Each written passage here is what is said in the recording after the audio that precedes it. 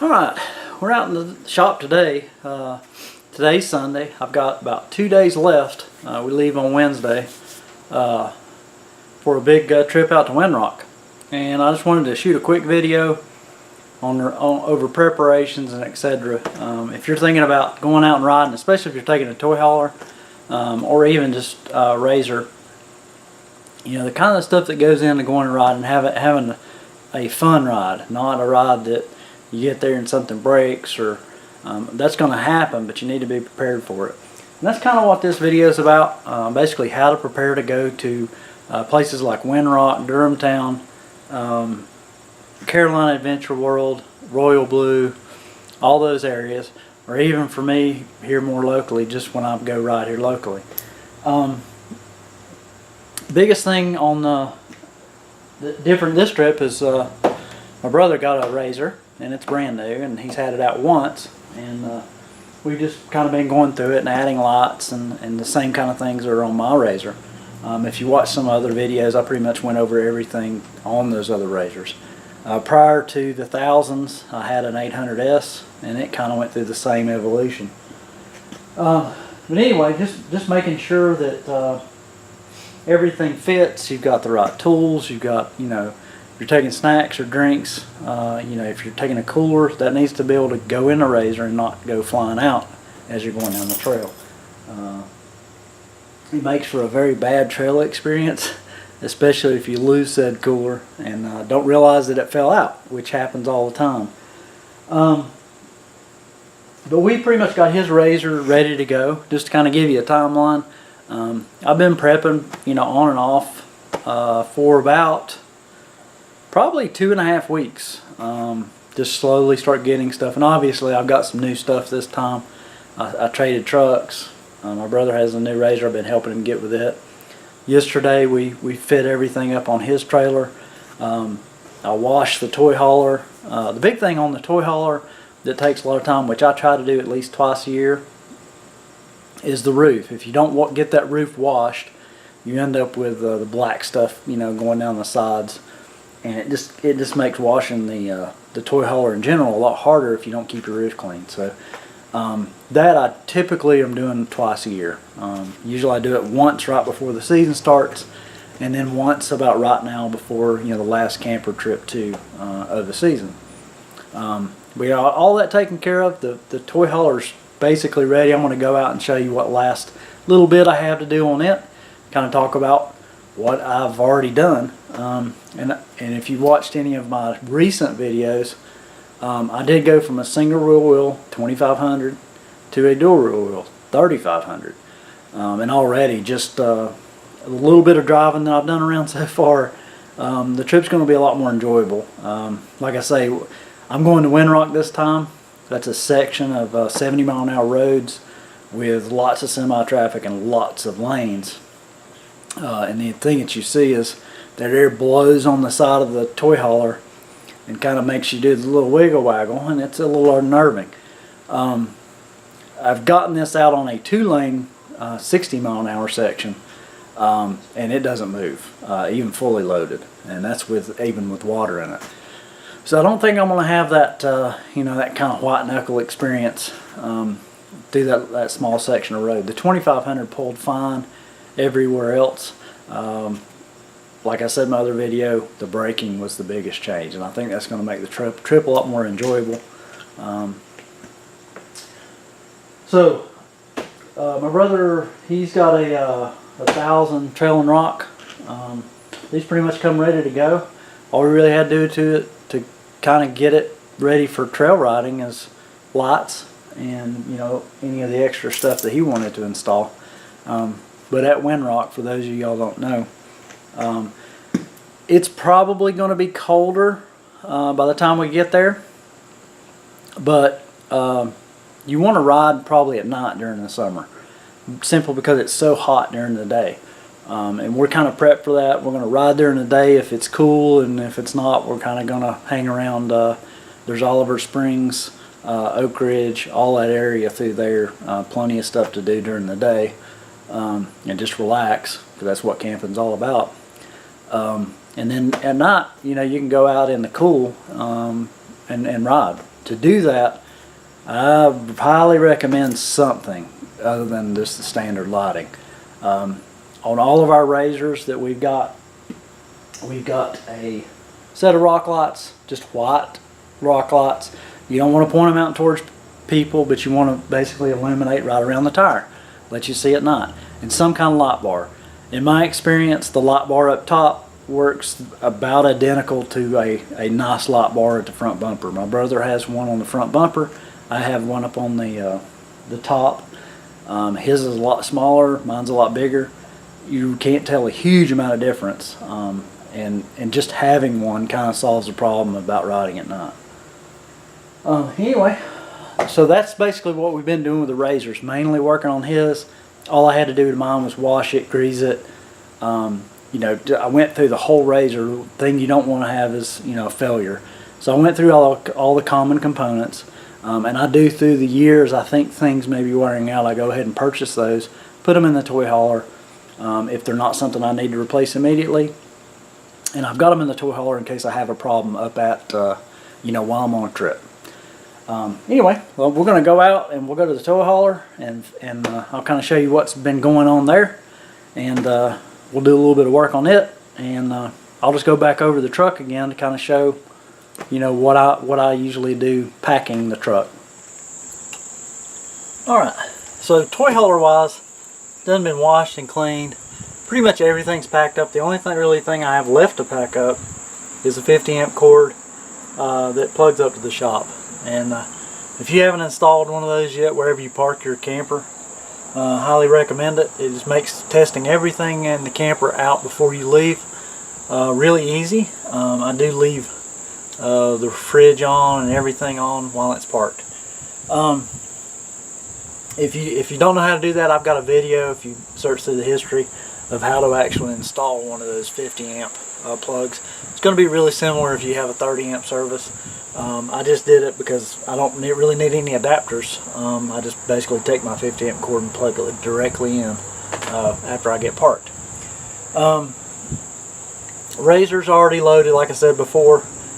You know, wash, clean, inspect, and the only real thing I have to do now, I did upgrade tires, and now the UHF antenna does hit the bunk beds. It'll pull in and pull out easy. I just don't want to really scuff up the bottom of that bunk bed. But when I put that antenna on, I got one that had a knurled grip that I can unscrew. So I just unscrew it and I put it in the back of the bed. That's already been loaded. The RZR's already strapped down, tied down. One thing, if you have a toy hauler or a trailer, is whatever system you come up with a strap down, you don't want to really compress your suspension if you can help it, especially if you have stock Polaris springs. They don't work very well, and they don't last a long time, and just storing it compressed is going to make that even worse.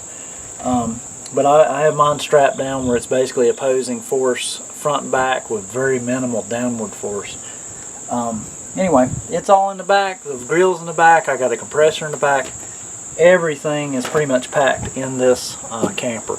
The only thing I like is maybe a couple of tools that I'm still using, like this torque wrench and a socket set. That'll actually go in the truck, and that's probably one of the last things that I'll pack. And the main reason being is I see a lot of folks that do not tighten their lugs or check their lugs ever. We met a couple at our last trip to Windrock that I spoke with. I noticed they were out at their trailer kind of inspecting it, and they had a rough ride in. They had a lot. They thought they had some vibration or something going on with the trailer, and we're looking and looking at the trailer. A lot of these body panels. This is just, you know, tin steel. It's really hard to get, you know, tell if something's wrong, because everything kind of looks out of whack. They just don't fit together all that great. But what had actually happened, you could see just by looking at it, they had washed the toy hauler, but you could see a little bit of stuff coming out around the lug nuts. And what had happened is those lug nuts had backed off, and actually, you know, the tire was wobbling a little bit. I'm not sure whether it did damage or not, but you know, it definitely would have been a bad scenario if the tire had come off. So for sure, I mean, there's a sticker directly on my toy hauler, and it basically says prior to every trip. Now, I'll be honest, I don't know that I do it prior to every trip, but I probably at least do it every other trip. But anyway, it's just peace of mind. These lugs that are on this trailer, I think I've had one that had backed off maybe a little bit, but we'll see this time. We may have a different scenario. Last trip that I took was here local, and it was up a little bit rougher road, and I've done a lot more turning with it, which may have loosened the lugs up more. Anyway, I'm going to get to this real quick. The procedure for this is just like any other tire. You want to do a crisscross pattern somewhere. If not, look it up for that axle. But my particular one is 100 foot-pounds. Sometimes they'll actually put them up on the gross vehicle weight tag. Most of the time they put it right back here at the tire. I think I've got a sticker here on this side and one on the other. Pretty much for the trailer, all that I have left is this and the fuel station. Fuel stations, one thing you'll want to do on fuel stations, always, especially if you're going to let it sit for extended amount of times, try to keep it full. If you can, go down, once a week or something, and all you want to do is pump fuel from the tank back into itself. And what that'll do is it'll keep your pump. There's almost looks like a gear inside of there. It works very similar to an oil pump. That'll actually could swell if you just let things sit in there. And keeping that thing turning will keep that pump running, and just kind of mix the gas up a little bit. I do use, at the start of the season, I will put in some gas treatment, but here lately, really the only place that I can get into in town with the toy hauler has ethanol, so you definitely want to do gas treatment. If you can get it and you're getting on ethanol fuel, you don't have to worry about it as much, and the fuel will store a lot longer. And on the fuel station this time, basically I'm going to do my final season drawdown. So I've got maybe 1 or 2 gallons in there. I'll drain that into a 5-gallon tank, and this time when I go out, I'll completely fill that up for riding at Windrock. Kind of a tip for Windrock. I haven't really run into any riding that I do that in a day's time would burn all the fuel that I have. I'm sure you could do it, but typically I fill the RZR up every ride that we go out. So if we go out and ride and come back, I fill up. If we go out and ride the entire day, when I get back that afternoon, I fill up before we go out the next day, and I've never had any issues. But that being said, I'm staying for 4 to 5 days. We've got 2 RZRs that are going to be using this fuel station, and we'll probably run out of fuel. This is a 40-gallon fuel station, so I'll run that out of fuel. So basically what I'm doing, draining that into the 5-gallon tank, is basically anything that I've got in that tank through this season will come out, and there'll be fresh fuel, and we'll cycle through all of it during this trip, and then I'll have an empty fuel station. Really, as far as debris, I do have a water separator fuel filter installed on this. However, that doesn't help the fuel line itself. If you leave fuel in the hose, it gets nasty. Basically, parts of the hose, I guess, dilute into the gas, and you can tell it's a different color when it comes out. So when you're filling your RZR or filling your tanks or what have you, always remember to try to cut the pump off and actually let that hose drain out and not have any gasoline in the hose. That helps out a lot.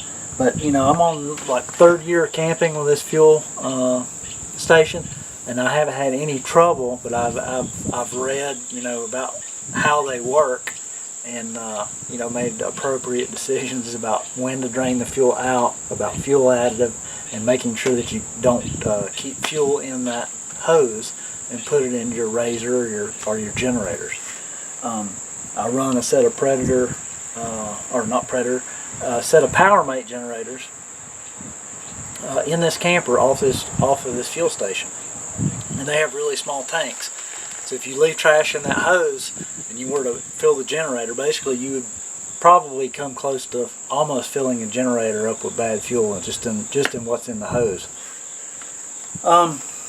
Okay, we're going to get to this torquing, and then we'll continue on, and I'm going to basically get it to the point to where all I have to do, and I'll shoot a video on the actual voyage to Windrock, of making that trip, minus filling the truck up with fuel.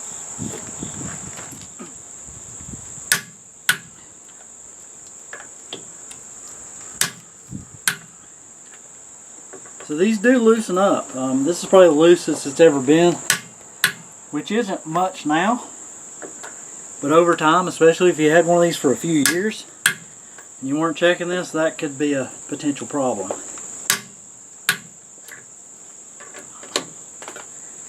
So that's that side done. I'm going to go do the other side off camera, and I'll keep going through the prep. Alright, so we got everything torqued up. Really had two nuts that might have been loose on the other side. It wasn't too terrible. I'm glad I checked them. Now I know everything's good. Like I said before, the camper is pretty much ready to go. The big thing that I usually run into is a lot of the campsites that I go to, especially riding, that awning just gets stuff on it, like pine needles and stuff like that, and that was probably a 2-hour process just getting that clean. Slides are in. One thing I wanted to mention, I've gotten a habit of, I'll actually walk around this trailer twice now before I leave, because I've seen too many of these get tore off, these get damaged. I've almost done it. I've noticed this driving down the road a few times when I didn't do as good a job about paying attention. Now I walk around the whole thing twice and just double check everything.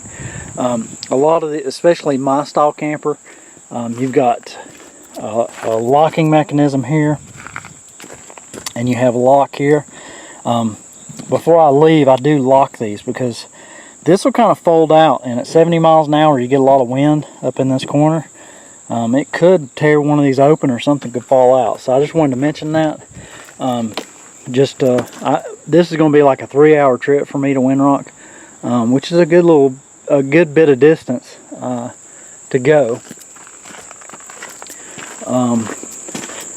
I just wanted to mention, if you don't know where Windrock's at, it's very close to Oak Ridge, Tennessee. It's in Oliver Springs, which pretty much, if you can find I-40, it's pretty much a straight shot. There's an exit for Oak Ridge. It's like 300 and something. I always take that exit. I think the GPS tries to get me to leave 40 earlier. The problem with that is it's not an impassable road with a fifth wheel, but it's not a nice one. So I go a little bit further down and actually take the nice exit. Basically, it's the Oak Ridge exit, which is a nice wide road. But everything on the camper is ready, torqued down. All we like is this fuel station. Like I said, I'm going to completely drain this, just check everything, especially to check what's on the bottom of the tank. I'm going to put that in a tank that I can look at. And then when we leave on Wednesday, I'll stop at the fuel station and we'll totally fill this thing up. Alright, so all in all, I'm basically ready. All we like is groceries, full tanks of fuel, and hooking up, and we're there. The main things on Windrock that I've found are, you kind of want to go, if you're going to go during the summer, you definitely want to go and hope that it does rain some, because if it does not, it's super dusty. The rain really doesn't bother you, just need to have rain gear. I think every time that we've went this year, we've been extremely lucky. It's pretty much rained when we weren't riding, and been really nice out. Maybe a little hot during the day, except for the very first trip we took. It was cool, and I think this trip it's going to be cool. The ride down there for me, I basically get on 40 just before you get to Asheville, and it's pretty much a straight shot. You just basically go down 40, you see the Oak Ridge, you make the right, and you basically keep going and you see Windrock on the right. You'll pass through Oak Ridge and all that stuff.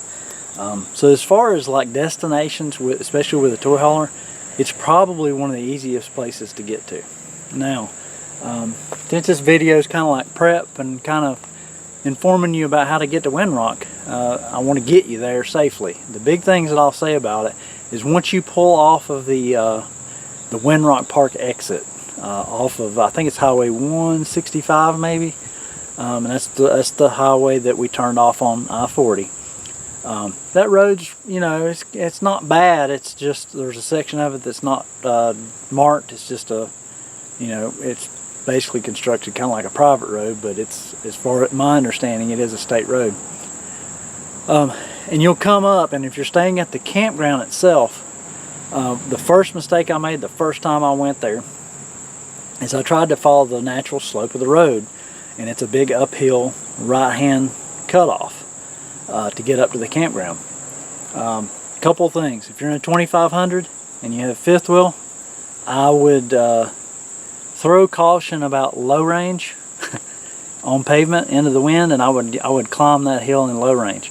One, it's gonna really heat up your transmission if you don't. The truck's a lot more controllable. It's a really steep climb.